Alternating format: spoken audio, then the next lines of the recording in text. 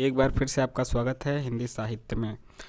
आज हम हिंदी साहित्य नेट जेआरएफ के सिलेबस में जो लगा हुआ है यूनिट 10 आत्मकथाएं एवं अन्य गतिविधियां के तहत आत्मकथा आज देखेंगे। हरिवंश राय बच्चन का क्या भूलूं क्या याद करूं, भाग 1। ठीक है, यह आज हम देखेंगे। यह हमारे सिलेबस में है, तो यह बहुत बड़ा है, तो हम छोटे छोटे कई पार्टों में इसको करेंगे। तो यह क्या भूलूं क्या याद करूं का भाग 1 है, और हमारा भी भाग 1 मतलब इस पार्ट का भी जो ये सिलसिला आत्मकथा का चलेगा इसका भी भाग 1 है। तो आइए देखते हैं। लेखक हरिवंश राय बच्चन है और इनका जो शीर्षक है क्या भूलूं क्या याद करूं। प्रख्यात लोकप्रिय कवि हरिवंश राय बच्चन की बहुप्रशंसित आत्मकथा हिंदी साहित्य की एक कालजयी कृति है। यह 4 खंडों में है। क्या भूलूं क्या याद करूं, नीड़ का निर्माण, फिर बसेरे से दूर और 10 द्वार से सोपान तक। ठीक है, 10 द्वार से सोपान तक एक सशक्त महागाथा है जो इनके जीवन और कविता की अंतर्धारा का वृत्तांत ही नहीं करती बल्कि छायावादी युग के बाद के साहित्यिक परिदृश्य का विवेचन भी प्रस्तुत करती है। निसंदेह यह आत्मकथा हिंदी साहित्य के सफर का मील का पत्थर है। बच्चन जी को इसके लिए भारतीय साहित्य के सर्वोच्च पुरस्कार सरस्वती सम्मान से सम्मानित भी किया जा चुका है। धर्मवीर भारती क्या कहते हैं इनके विषय में, यह हिंदी के 1000 वर्षों के इतिहास में ऐसी पहली घटना है जिसमें अपने बारे में सब कुछ इतनी बेबाकी, साहस और सद्भावना से कह दिया गया है। हजारी प्रसाद द्विवेदी क्या कहते हैं इस आत्मकथा के बारे में, इसमें केवल बच्चन जी का परिवार और उनका व्यक्तित्व ही नहीं उभरा है बल्कि उनके साथ समूचा काल और क्षेत्र भी अधिक गहरे रंगों में उभरा है। रामधारी सिंह दिनकर क्या कहते हैं, हिंदी प्रकाशनों में इस आत्मकथा का अत्यंत ऊंचा स्थान है। इसके अलावा शिव मंगल सिंह सुमन, डॉक्टर शिव मंगल सिंह सुमन क्या कहते हैं, ऐसी अभिव्यक्तियां नई पीढ़ी के लिए पाथेय बन सकेगी, इसी में उनकी सार्थकता भी है। नरेंद्र शर्मा कहते हैं यह हिंदी के आत्मकथा का साहित्य की चरम परिणति है। क्या भूलूं क्या याद करूं, आत्मकथा देखते हैं, इसकी भूमिका देखते हैं। 4 खंडों में प्रकाशित कवि बच्चन की यह आत्मकथा हिंदी साहित्य की कालजयी रचनाओं में गिनी जाती है। प्रस्तुत प्रथम खंड प्रकाशित होते ही अपनी अस्पष्टवादिता के कारण चर्चा का विषय बन गया था। इसके गद्य ने भी हिंदी गद्य लेखन में नए मानक स्थापित किए। क्या भूलूं क्या याद करूं सहित आत्मकथा के 4 खंडों को 3 लाख रुपए के सरस्वती सम्मान से सम्मानित किया जा चुका है। उस समय मतलब 3 लाख। क्या भूलूं क्या याद करूं, हरिवंश राय बच्चन, इसका 4 खंडों में पूछा जाता भी है कि कौन कौन 4 खंड है इनकी आत्मकथा का। तो यह इसका पहला भाग है। जैसे इनकी पूरी आत्मकथा जब चारों किताब पढ़ेंगे तब जीवन के शुरुआत से लेकर जीवन के आखिरी तक इसमें आएगा। हम लोगों के सिलेबस में बस पहला ही है, क्या इनकी आत्मकथा का पहला ही है, जो कि क्या भूलूं क्या याद करूं के नाम से है। तो इसे ही पढ़ना है, इसी को हम लोग कई भागों में पढ़ेंगे। चारों आप याद रखिएगा, इसी क्रम में है। क्या भूलूं क्या याद करूं खंड 1, नीड़ का निर्माण फिर खंड 2, बसेरे से दूर, नीड़ का निर्माण फिर खंड 2, बसेरे से दूर खंड 3, 10 द्वार से सोपान तक खंड 4। तो इस प्रकार से है। और पहले संस्करण की भूमिका जरूर याद रखिए, जरूर इसको एक बार गौर से देखिए। लेखन द्वारा अपने को अभिव्यक्त करते हुए मुझे 40 वर्षों से ऊपर हो चुके हैं। इतने दिनों में मैं अपने हृदय पर हाथ रख कर कह सकता हूँ, और ये कौन बोल रहे हैं, हरिवंश राय बच्चन, हृदय पर हाथ रख कर कह सकता हूँ और कलाकार के लिए इससे बड़ी सौगंध नहीं कि मैंने कुछ भी ऐसा नहीं लिखा जो मेरे अंतर से नहीं उठा। मतलब कि अपने अंदर से आने वाली चीज़ों को लिखे हैं, जो उसमें नहीं उमड़ा घुमड़ा। अनुवादों के मामले में भी यह जो आत्मचित्रण आज मैं आपके हाथों में रख रहा हूँ, इसी प्रकार के मानस मंथन का परिणाम है। जीवन की जिस सीढ़ी पर मैं हूँ उस पर अतीत का स्मरण शायद स्वाभाविक होता है। मेरे पास औरों का मन जानने के लिए भी केवल अपने मन का पैमाना है। मुझे कई वर्षों से लग रहा था कि जब तक मैं अपने अंतर में निरंतर उठती स्मृतियों को चित्रित न कर डालूंगा तब तक मेरा मन शांत नहीं होगा। मेरी जिन अभिव्यक्तियों से आपके मन को भी यत किंचित शांति शब्द मैं इतने व्यापक अर्थ में प्रयोग कर रहा हूँ कि उसमें अशांति भी शामिल हो सके मिलती रही है। मैं उन्हें अपने मन को ही शांति देने के लिए प्रस्तुत करता रहा हूँ। इसी विश्वास के बल पर मैं यह आत्मचित्रण प्रकाश में ला रहा हूँ। मेरा जीवन एक साधारण मनुष्य का जीवन है और इसे मैंने अपना सबसे बड़ा सौभाग्य और अपनी सबसे बड़ी प्रसन्नता का कारण माना है। मुझे फिर से इच्छानुकूल जीवन जीने की क्षमता दे दी जाए तो मैं अपना जीवन जीने के अतिरिक्त किसी और का जीवन जीने की कामना न करूँगा, उसकी सब त्रुटियों, कमियों, भूलों, पछताओं के साथ। यानी कि जीवन में सब चीज़ ज़रूरी है। कमियां भी सब में होती भी है, कमियां भी होती हैं, भूल भी होते हैं, पछतावे भी होते हैं। यही तो जीवन की विविधता का रंग है। जीवन की विविधताओं में ही तो खुशियां हैं, कभी खुशी कभी गम। सबसे बड़ा कारण है कि इसी के बल पर तो मैं दुनिया के साधारण जनों के साथ अपनी एकता का अनुभव करता हूँ। इतने बड़े संसार में अपने को अकेला अनुभव करने से बड़ा बंधन नहीं। सायुज्य मुक्ति यही है, सबसे युक्त होकर मुक्त। मतलब युक्त भी है, मुक्त भी है। आपका भी यह विश्वास हो तो मुझे साधारण से युक्त होना आपके सर्व साधारण से युक्त होने का एक कदम हो सकता है। युक्त होना दोनों पर निर्भर है। कितना आप हो सकते हैं, कितना मैं कर सकता हूँ। मेरी ईमानदारी आपके सम्मुख है। पता नहीं यह आपकी कितनी सहानुभूति पा सकेगी। क्या बोलूँ, क्या याद करूँ, मेरी पूरी योजना का 1/3 भाग है। 1/3 भाग है। इतने ही बड़े 2 और भाग यथासमय आपके सामने आएंगे। नीड़ का निर्माण, फिर जीवन की आपाधापी में यदि समय और स्वास्थ्य ने साथ दिया तो। मैं यह बताना चाहता हूँ कि यह आत्मचित्रण मैंने किसी मनोवृत्ति से किया है, पर जिन शब्दों में उसे मैं बता सकता हूँ उनसे कहीं अधिक समर्थ और सशक्त शब्दों में आज से लगभग 400 वर्ष पूर्व फ्रांस का एक महान लेखक मानतेन अपना आत्मचित्रण करते समय उसे व्यक्त कर चुका है।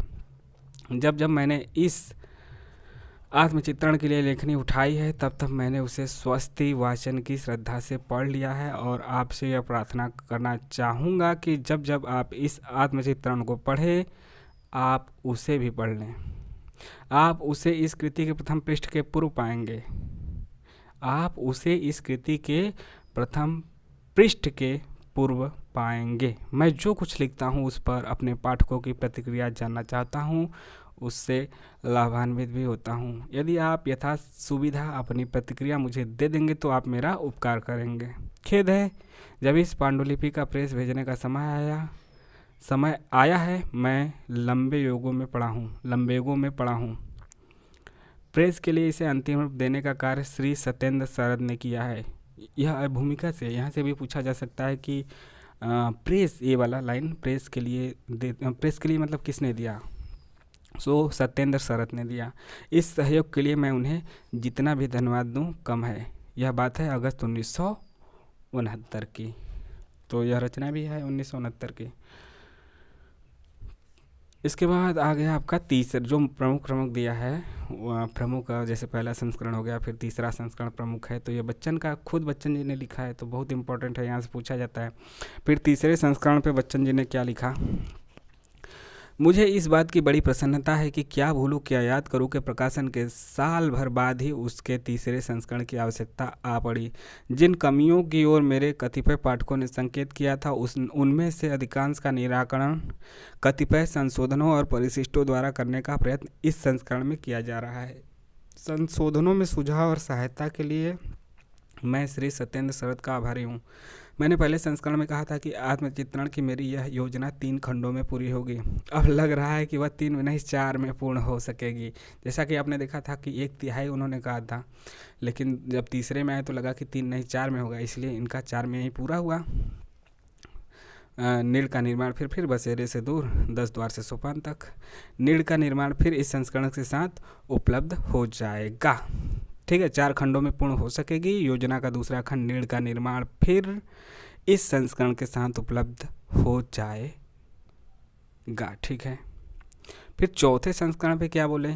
क्या भूलूं क्या याद करूं को प्रकाशित हुए अभी 2 वर्ष भी नहीं हुए और इसका चौथा संस्करण निकलने जा रहा है। मैं उन सब लोगों के प्रति आभारी हूं जिन्होंने इसे पढ़कर अपने इष्ट मित्रों एवं परिचितों को इसे पढ़ने के लिए प्रेरित किया, जिसके कारण इसकी मांग बराबर बनी हुई है, बढ़ रही है। इस संस्करण में एकाध प्रसंगों को जिनके स्मृति आधारित होने के कारण कुछ भ्रम फैलने की संभावना थी, अधिक तथ्य संगत और स्पष्ट कर दिया गया है।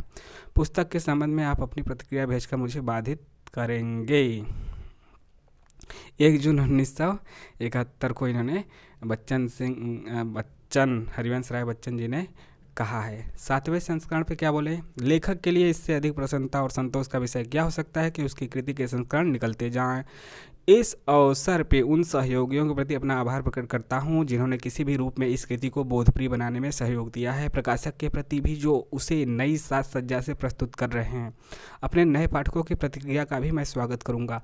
मार्च 1980 में बच्चन सिंह ने यह कहा। फिर एक लगातार आठवां संस्करण में क्या बोले, मुझे इस बात की बड़ी प्रसन्नता है कि मेरी आत्मकथा के प्रथम खंड क्या भूलूं क्या याद करूं का 8वां संस्करण निकलने जा रहा है। इसका श्रेय मैं उन पाठकों को देना चाहता हूं जिन्होंने इसे पढ़कर मित्रों एवं संबंधियों को पढ़ने के लिए प्रेरित किया। मेरी हमेशा से यह धारणा रही है कि किसी भी पुस्तक के प्रचारक उसके सुरुचिपूर्ण पाठक ही होते हैं। मैं आशा करता हूँ यह क्रम बराबर चलता रहेगा और एक अच्छी कृति लोगों का मनोरंजन करती रहेगी। जनवरी 1982, यह बच्चन जी का खुद का इनका कहना है। ठीक है, बच्चन जी का खुद का कहना है। फिर यहाँ से आपका विषय सूची प्रथम 1 2 3 4 5 6 8 बच्चन की रचनाएं यहाँ से आपका शुरू होगा। तो एक पेज और है, उसको देखते हैं, फिर आगे दूसरे भाग में देखेंगे उसके आगे। पाठकों, यह किताब ईमानदारी के साथ लिखी गई है। यह भी आपका है, आपका शुरुआती का ही है, ठीक है, संदर्भ का। पाठकों, यह किताब ईमानदारी के साथ लिखी गई है। मैं आपको पहले से ही आगाह कर दूं कि इसके लिखने में मेरा एकमात्र लक्ष्य घरेलू अथवा निजी रहा है। इसके द्वारा पर सेवा अथवा आत्मश्लाघा का कोई विचार मेरे मन में नहीं है। ऐसा ध्येय मेरी क्षमता से परे है। इसे मैंने अपने संबंधियों तथा मित्रों के व्यक्तिगत उपयोग के लिए तैयार किया है कि जब मैं न रहूं, और ऐसी घड़ी दूर नहीं है, मतलब लास्ट में लिखे थे, तब के इन पृष्ठों से मेरे गुण स्वभाव के कुछ चिन्ह संचित कर सकें और जिस प्रकार जिस रूप में उन्होंने मुझे जीवन में जाना है उससे अधिक सच्चे और सजीव रूप में वे अपनी स्मृति में रख सकें। अगर मैं दुनिया से किसी पुरस्कार का तलबगार होता तो मैं अपने आप को और अच्छी तरह सजाता बजाता और अधिक ध्यान से रंग चुन कर उसके सामने पेश करता। मैं चाहता हूं कि लोग मुझे सरल, स्वाभाविक और साधारण स्वरूप में देख सकें, सहज निष्प्रयास प्रस्तुत करें, क्योंकि मुझे अपना ही तो चित्रण करना है। मैं अपने गुण दोष जग जीवन के सम्मुख रखने जा रहा हूँ, पर ऐसी स्वाभाविक शैली में जो लोकशील से मर्यादित हो। यदि मेरा जन्म उन जातियों में हुआ होता जो आज भी प्राकृतिक नियमों की मूलभूत स्वच्छंदता का सुखद उपयोग करती हैं, तो मैं आपको विश्वास दिलाता हूं कि मैं बड़े आनंद से अपने आप को आपाद मस्तक एकदम नग्न उपस्थित कर देता। इन प्रकार पाठकों में स्वयं अपनी पुस्तक का विषय हूँ। इस प्रकार पाठकों में मैं स्वयं अपनी पुस्तक का विषय हूँ और मैं कई वजह नहीं देखता कि आप अपनी फुर्सत की घड़ियाँ ऐसे नगण्य और निरर्थक विषय पर आप अपने जो बहुमूल्य समय है उसको इस विषय पे खर्च करेंगे। इसलिए मानतेन की विदा स्वीकार कीजिए। 1 मार्च 1580, ठीक है, मानतेन का उस समय का रहा होगा, या तो हो सकता है कि यह 1980 हो। जैसा होगा आप कमेंट करके बताइए, क्या मानतेन उस समय के थे 1580, या फिर यहाँ पे 1980 में यह बात की गई 1 मार्च को, तो वहाँ पे गलत प्रिंट हो गया है। ठीक है, तो यहीं पे समाप्त करते हैं, दूसरा भाग देखेंगे। वाचन कर रहे थे क्या भूलूं क्या याद करूं, लेखक हरिवंश राय बच्चन, वाचन स्वर हमारा ही था। तो कैसा लगा ज़रूर कमेंट करके बताइए। मिलते हैं नए वीडियो में। चैनल को सब्सक्राइब भी कीजिए। टेलीग्राम का लिंक डिस्क्रिप्शन में है, वहाँ पे भी जुड़िए, शेयर भी कीजिए। नमस्कार।